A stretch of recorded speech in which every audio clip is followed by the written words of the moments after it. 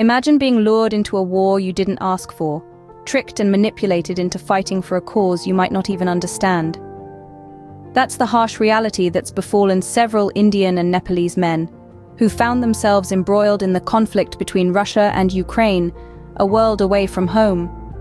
Reports have surfaced that scores of Indian and Nepalese men were coerced into joining Russia's fight against Ukraine. Some estimates put the number in the hundreds.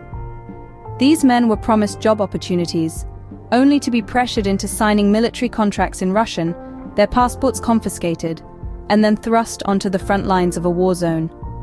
One such unfortunate case is that of Hemal Mangukia, whose death underlines the devastating consequences of these deceptive practices.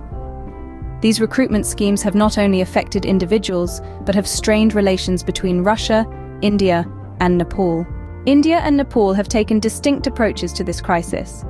The Indian government, adopting a less confrontational stance, has urged its nationals involved in the conflict to exercise caution. They've been engaging with Russian authorities to secure their discharge.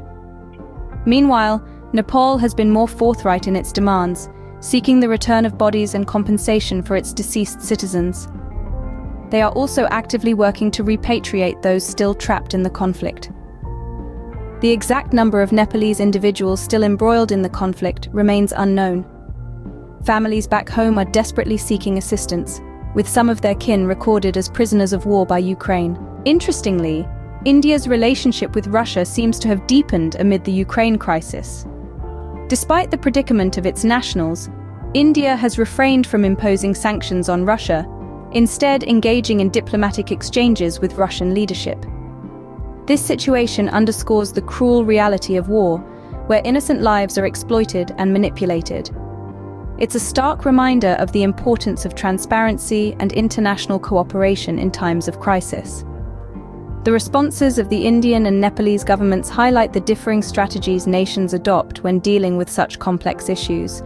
In summary, the deceptive recruitment of Indian and Nepalese men to fight in the Russia-Ukraine conflict has sparked an international crisis.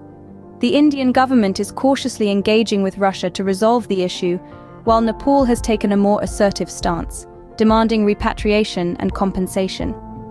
Amidst all this, the relationship between India and Russia appears to have strengthened, even as the fate of these trapped men hangs in the balance.